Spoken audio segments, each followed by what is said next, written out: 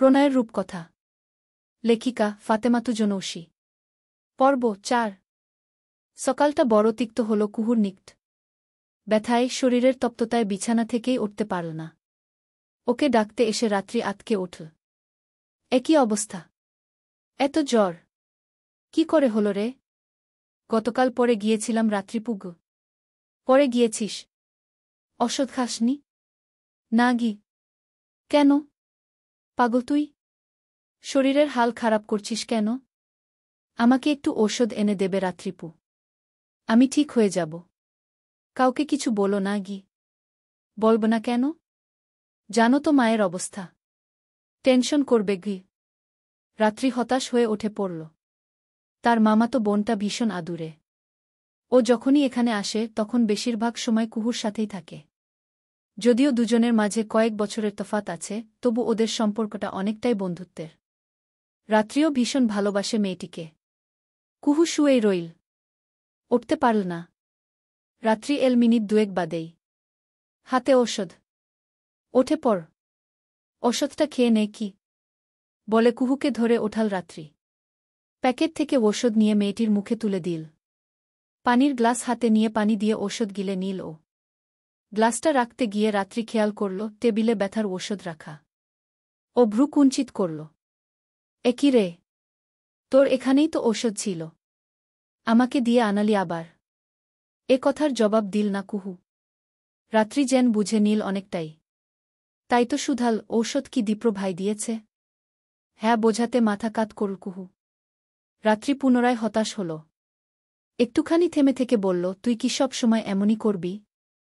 জানি না রাত্রিপুগ। তোর রাগ হয় কার উপর? দীপ্র ভাইয়ের উপর? কুহু উত্তর দেয় না, মৌন থাকে। রাত্রি ওর বাহু স্পর্শ করে বলে, রাগ থাকলেও রাখিস না। দীপ্র ভাই খারাপ না। শুধু বিয়েটা শেষ সময়ে ভেঙে সবটা তালগোল করে ফেলউ। আমি বিয়েটা নিয়ে ভাবি না রাত্রিপুগ। জানি, তবু তোর মনের অবস্থা ঠিক করার জন্য বললাম। রাগ রাখিস না বোন। স্বাভাবিক হ। দেখবি সব ভালো হবে উ। আদরের সহিত গাল স্পর্শ করে দিল রাত্রি। কুহু অল্প একটু ঠোঁট প্রসারিত করল। সেই সাথে মনকে বোঝাল সে স্বাভাবিক হবে। দীপ্র ভাই আর তার বিয়ের ঘটনা কেবলই একটা দুঃস্বপ্ন। আর দুঃস্বপ্ন মনে রেখে কষ্ট পাওয়া বোকামি। কুহু তো তার বাবার চালাক মেয়ে হবে। বাবা সব সময় বলতেন কুহুটা একদিন অনেক চালাক হবে। শুধু সময়ের অপেক্ষা। সত্যিই তাই। কুহু চালাক হবে। তাই তো মনে মনে আওড়ায়, হ্যাঁ বাবা, তোমার কুহু চালাক হবে। তোমার কুহু ভীষণ চালাক হবে। কিন্তু সেই চালাক হওয়াটা তুমি দেখবে তো বাবা? এ প্রশ্নের উত্তর আসে না। আসবেই বা কেমন করে? যারা পৃথিবীর মায়া ছাড়ে তারা যে পৃথিবীর কিছুতেই আর মায়া খুঁজে পায় না। সবথেকে আদরের সন্তান হলেও না। জ্বরের শরীর নিয়েই উঠতে হল কুহুকে। নাশতা করতে হবে। ও যতটা সম্ভব নিজেকে স্বাভাবিক দেখাল। তবে ধরা পড়ল মায়ের কাছে। মা যখন খাবার বেড়ে দিচ্ছিলেন তখনই মেয়েটির ত্বকের তাপমাত্রা বুঝতে পারলেন। সঙ্গে সঙ্গে কপাল ছুঁয়ে দিয়ে আতকে উঠলেন। তাপমাত্রা তো অনেক বেশি। জ্বর এল কখন? কুহু একটু আমতা আমতা করে ফেল। দীপ্র মাত্রই জুসের গ্লাস হাতে নিয়েছে। নজর ফেরাল। ভ্রু রাখল কুঞ্চিত। এতটা জ্বর একটাবার বললিও না? ঠিক আছি মা গি। ঔষধ এনে দিচ্ছি উ। খেয়েছি। রাত্রিপু এনে দিয়েছে গু। রাত্রি এনে দিয়েছে? তবে দীপ্র যে গতরাতে এক পাতা ঔষধ দিয়ে গেল। ছেলেটার ভ্রু কুঞ্চিত হয়েই রইল। ও জুসের গ্লাস রেখে খাবারের টুকরোগুলো নাড়াচাড়া করতে লাগল। তবে খেল না আর। কুহু খাবারটা শেষ করেই রুমে চলে এসেছে।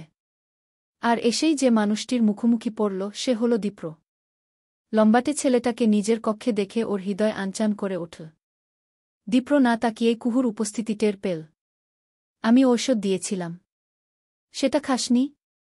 টেবিলে রাখা ঔষধের পাতা অন্য কোথাও তুলে রাখতে ভুলে গিয়েছিল ও। এখন মিথ্যে যে বলবে সে উপায় ও নেই। আবার সত্য বলতে গিয়েও হৃদয়ে কম্পন চলছে। কথা বলছিস না কেন? শীতল কণ্ঠ। তবু এই কণ্ঠে এক ধরনের আভিজাত্য আছে। আছে কঠোরতা। কুহু অনেকটাই ভয় পেল। দীপ্রর সাথে জীবনের খুব অল্প সময় পার হয়েছে তার। তাও ছোটবেলায়। সেসব ঘটনা খুব একটা মনেও পড়ে না। বড় হওয়ার পর এই প্রথম দীপ্রর সাথে দেখা। তাই অনেকটাই দ্বিধা রয়েছে। জবাব না পেয়ে দীপ্র এবার ক্ষিপ্ত হল। পেছন ফিরল। কুহুর দৃষ্টি সামনে ছিল। এবার নত হয়ে গেল। আমার দেওয়া ঔষধ খাসনি কেন কুহু? কি প্রমাণ করতে চাস তুই? আমি খারাপ? আমি মানুষ না? আমাকে সহ্য করা যায় না? আমি ভরসার যোগ্য না? আমি তোর জন্য বিষের মতন? শুধু বিয়ে করিনি বলে আমার সাথে সম্পর্ক রাখবি না? এগুলোই বোঝাচ্ছিস? এতগুলো কথা বলায় কুহু এবার অনেকটাই ভরকে গেল। তবে ভেতরে ভেতরে নিজেকে বোঝাল সে ভয় পাবে না। সাহসী হবে। তাই নত মাথাটা তুলে নিল। এতে করে দীপ্রর বুদ্ধিদীপ্ত চোখের সাথে ওর চোখের দৃষ্টি মিশে গেল। আনসার মি কুহু। কেন এমন করছিস? আমি দয়া নিতে চাই না গি। দয়া? হ্যাঁ, দয়া। আপনি আমাকে দয়া দেখাচ্ছেন দীপ্র ভাই উ। সিরিয়াসলি? আমি দয়া দেখাচ্ছি তোকে? কুহু নিজের জবাবে অনর। এদিকে দীপ্রর মাথা উষ্ণ। ও কিরমির করে ওঠল। এগিয়ে এসে কুহুর বরাবর হল। এত সময় কুহু যে সাহস যোগান দিয়েছে তাতে অনেকটাই ভাটা পড়ল। দয়ার কথা বলে ঠিক করলি না কুহু? আমি তোকে দয়া দেখাচ্ছি না। আমি তোর দায়িত্ব নিয়েছি। স্নেহের জায়গা থেকেই নিয়েছি।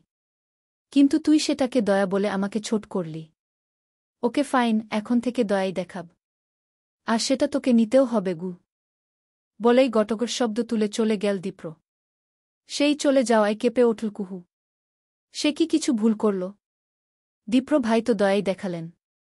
বিয়েটাও দয়া দেখিয়ে করতে চেয়েছিলেন। তারপর দয়া দেখিয়েই বিয়ে ভেঙে দায়িত্ব নেওয়ার কথা বলবেন। কুহুর মাথা কাজ করে না। ওর শুধু বাবাকে মনে পড়ে। বাবা হারিয়ে গেলে মানুষের জীবন এতটা উলটপালট হয়ে যায়। এতটা উলটপালট? দুপুরের আগ মুহূর্ত। দীপ্র বাড়ি নেই। এলাকা ঘুরতে গিয়েছে। বাড়ির দুই কর্তা দবির আর আনোয়ার মায়ের কাছে এসে বসেছেন। বৃদ্ধার হাতে তসবি। বয়সের ভারে নুয়ে পড়েছেন তিনি। এখন সময় কাটে আল্লাহর নাম নিয়ে। দবির বললেন, বলো মা, আমাদের কেন ডাকলে গি? বৃদ্ধা হাতের তসবিখানা পাশে রাখলেন। তারপর দুই ছেলের মুখের দিকে তাকালেন। সত্যি বলতে মা কখনো সন্তানদের ঘৃণা করতে পারে না। তাই তো তিনিও পারছেন না ঘৃণা করতে। তার কাছে দবির আর আনোয়ার সদ্য ভূমিষ্ঠ হওয়ার শিশুর অনুরূপ নিষ্পাপ। তোমাদের ডেকেছি বিশেষ কারণে গি। কি কারণ মা? বললেন আনোয়ার। বৃদ্ধা আবার বললেন, আশা করি এবার তোমরা কথা রাখবে উ। এ কথায় দু ভাই একে অপরের মুখের দিকে তাকালেন। দুজনের মুখশ্রীতেই প্রশ্ন। শোনো তোমরা, আমি আজ আছি কাল নেই। ইচ্ছে ছিল তিন ভাইকে একসাথে দেখব। সেটা তো হলো না। আমি চাই তোমরা সবাই আবার এক হও। একসাথে থাকো। অন্তত আমি বেঁচে থাকা অবধি এই বিষয়টি ধরে রাখো। মনে করে দেখো তোমাদের বাবা জীবনের শেষ দিনগুলোতে তোমরা যেন এক থাকো সেটা চাইতেন। অথচ তার কিছুই হয়নি গে। এ কথায় দবির আর আনোয়ার দুজনেই বেশ একটা দ্বিধা ও লজ্জায় পড়লেন। বৃদ্ধা ছেলেদের চোখ মুখ দেখেই সেটা বুঝতে পারলেন। সমস্যা নেই। ভেবে দেখো আমার কথা। চাইলে তোমাদের স্ত্রীদের সাথে আলোচনা করো। চাচ্ছিলাম বাড়িটা মেরামত করতে। উত্তরের দিকে আমার নামে যে জমিটা আছে সেটা সরকার থেকে কিনে নেবে। তোমাদের কারো খরচা করতে হবে না গি। এ কথার পর দবির বললেন, আমি একটু জেবার সাথে আলোচনা করতে চাই মা।